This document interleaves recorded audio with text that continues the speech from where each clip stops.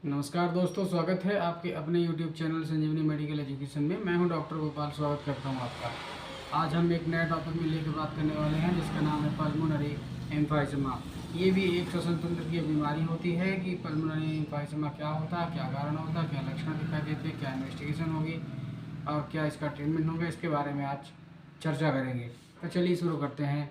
एम्फाइसमा या pulmonary एम्फाइसमा। Pulmonary एम्फाइसमा एक फेफड़े के एक प्रकार का रोग होता है जिसमें अपन जो ब्रोंक्यूल्स होती है और एल्वेलाइज होती है, एल्वेलर सेप्टम जो होती है वो ब्रेक हो जाती है, टूट जाती है, जिसके कारण जो एयर स्पेस होती है, एयर स्पेस में आपका डिस्टेंशन हो जाता है, फूल जाती है, फैल जाती है। यानी कि आपका एल्वेलर और लंग्स के अंदर जो एल्वेलर और ब्रोंक्यूल्स में जो एल्वेलर सेप्टा होती है वो ब्रेक डाउन या डिस्ट्रक्शन होने के कारण वहाँ की एयर स्पेस में डिस्टेंशन आ जाता है। उसके कारण ही आपको पल्मोनरी एम्फाइसमा बोलते हैं। पल्मोनरी मतलब फेफड़े में होने वाली एक बीमारी जिसे पल्मोनरी एम्फाइसमा बोलते हैं। ठीक है, तो आपको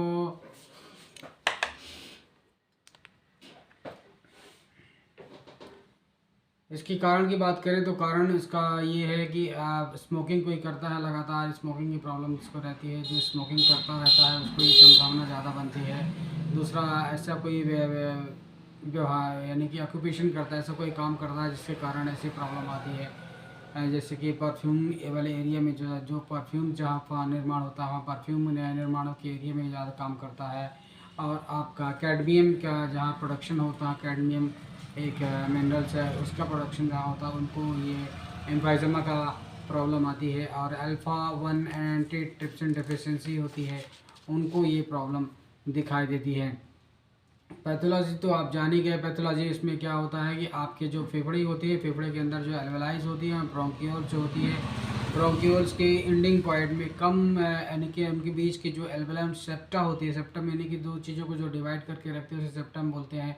अगर उनमें ये वो डिस्ट्रक्शन हो गया, ब्रेक हो गया, टूट गया है उसी के कारण, तो ऐसी प्रॉब्लम अगर है, अगर डिस्ट्रक्शन हो गया है तो उसके कारण पल्मोनरी एम्फाइसमा नाम की बीमारी डेवलप होती है। क्लिनिकल पिक्चर में यानी कि लक्षण में क्या दिखाई देते हैं? लक्षण में हमको ये पेशेंट को जैसे ही हम सांस लेते हैं, सांस लेने में तकलीफ होने लग जाती है, यानी कि एक्सर्शनल ब्रेथलेसनेस होता है। जैसे चलता फिरता, उठता बैठता, कुछ भी काम करता है, उस कंडीशन में पेशेंट को सांस लेने में परेशानी आ जाती है। कफ आती है, बहुत कम मात्रा में कफ आती है, मिनिमल कफ होती है, जिसके साथ थोड़ा थोड़ा वल्गम निकलता है। और अचानक से सांस लेने में परेशानी बढ़ जाती है, अचानक से सांस फूलने लग जाता है, प्रोग्रेसिव हो जाता है धीरे धीरे अल्टीमेटली। और कफ जो खांसी आती है, कफ के साथ साथ से धीरे धीरे स्पुटम का जो लेवल है वो बढ़ने लग जाता है। और ये डिजीज़ का जो स्टेज है वो आगे प्रोग्रेस होने लग जाता है। कमजोरी आने लग जाती है, भूख लगने लग जाती है, भूख की कमी हो जाती है, कमजोरी आती है, थकावट आती है, वजन कम होता है। ये सारे लक्षण दिखाई देते हैं इन एडवांस केस में।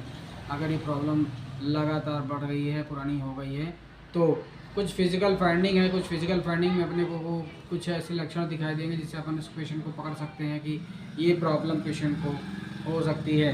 तो उसमें आप क्या क्या देख सकते हैं? बॉडी बिल्ड एस्थेनेटिक, जो पेशेंट रहता है, पेशेंट का जो शरीर होता है एकदम दुबला पतला कमज़ोर जैसा दिखाई देता है। जी हाँ, कि नेक जो वेन होती है, ये सांस लेते समय ये फूला हुआ महसूस होता है। पेशेंट फील करेगा कि एकदम फूल गया है, डिस्टेंडेड हो गया, फैल गया है। और शॉर्ट होती है और थिक हो जाती है, मोटी हो जाती है। और सांस लेते समय वो फूल जाती है और धीरे से अचानक से ख़त्म हो जाती है, फिर फूलती है, फिर ख़त्म हो जाती है, फिर फूलती है, फिर ख़त्म हो जाती है। सांस लेते समय और सांस लेते समय और छोड़ते समय ये लक्षण दिखाई देते हैं। हार्ट रेट बढ़ जाती है, सांस लेने के साथ साथ उसको हृदय की गति जो होती है बढ़ जाती है, जिसे टेकेपनिया बोलते हैं।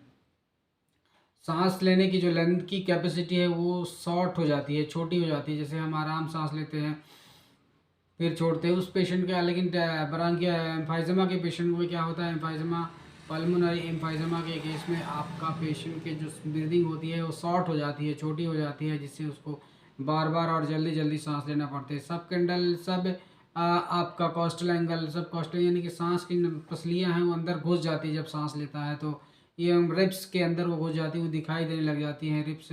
आपकी ये सारे लक्षण दिखाई देते हैं। आप अगर किसी कोई कुबड़ा व्यक्ति है, कुबड़ा व्यक्ति है तो उसको सांस लेने में परेशानी होती है, जो जब तिरछा हो जाता है उस कंडीशन में उसको रेस्ट मिलता है थोड़ा सा। आपको एग्जामिनेशन करने में hyper resonance on the percussion, यानी कि आप सुनेंगे, आप परकशन करेंगे, टच करके देखेंगे तो उसको आप हाइपर रेजोनेंस दिखाई देता है। ये कुछ ऐसे कुछ लक्षण दिखाई देते हैं, वो फिजिकल फाइंड में आपको दिखाई देता है। ऑस्कल्टेशन जब आप करते हैं तो फ्रैक्स एंड रैम्पाई की साउंड सुनाई देती, सीटी जैसी साउंड को सुनाई देती है।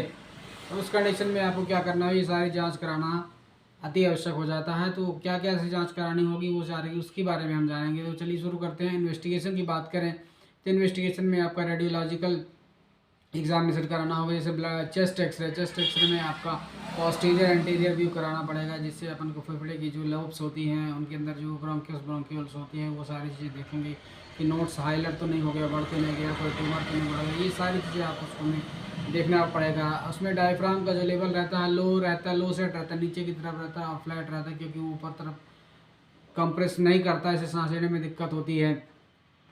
सांस और जो होता है अपना फेफड़ा जो होता है हाई आपका ट्रांसलूसेंट लंग फील्ड होता है, मतलब ट्रांसलूसेंट मतलब आपका वाइटिस टाइप का स्ट्रक्चर दिखाई देता है।